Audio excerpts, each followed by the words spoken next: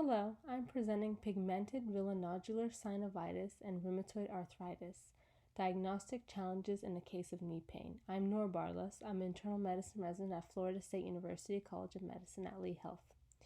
So as an introduction, Pigmented Villonodular Synovitis, also known as PVNS, is a rare condition with an annual incidence of 1.8 cases per million. It is mostly benign, but does have the potential for local joint destruction and recurrence. The pathogenesis involves the deposition of hemosiderin in the synovium of mainly the large joints, the most common being the knee, followed by hip, ankle, and elbow. It can also deposit into the tendon sheaths and mucosal bursae. PVNS is characterized by gradual and subtle progression of the symptoms, including pain, swelling, and stiffness in the affected joint. And on MRI, we can see synovial tissue proliferation, bone erosion, joint effusion, and presence of the hemosiderin deposition in the synovium. And PVNS shares similarities with rheumatoid arthritis in terms of synovial hyperplasia. And it can manifest in two forms, localized and diffuse. The diffuse form can occasionally contain a malignant component and is more aggressive and destructive. And the primary treatment for PVNS is surgical excision, but there are other treatments like perioperative radiotherapy and pexidartinib, which is a colony-stimulating factor 1 receptor. So, our case is a 32-year-old female who presented to the rheumatology clinic with polyarticular arthritis for 5 years. Her symptoms initially began with bilateral knee pain, swelling, and stiffness. She gradually developed elbow, shoulder, metacarpophalangeal joint pain, proximal interphalangeal joint pain, ankle, and metatarsophalangeal joint pain.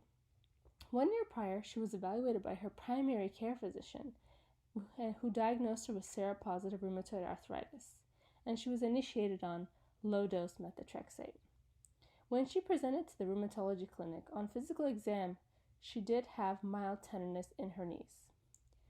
Lab evaluation revealed elevated CRP, ESR, rheumatoid factor, anticyclic citrullinide peptide antibody, and the X-rays were unremarkable.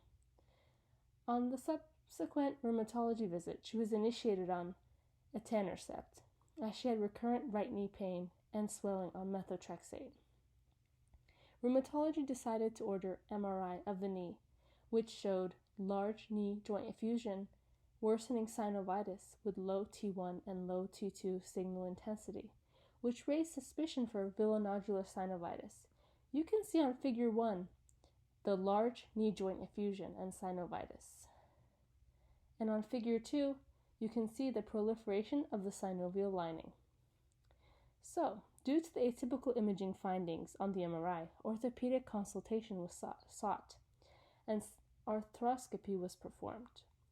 Through visual demonstration, arthroscopic examination was suggestive of pigmented villonodular synovitis.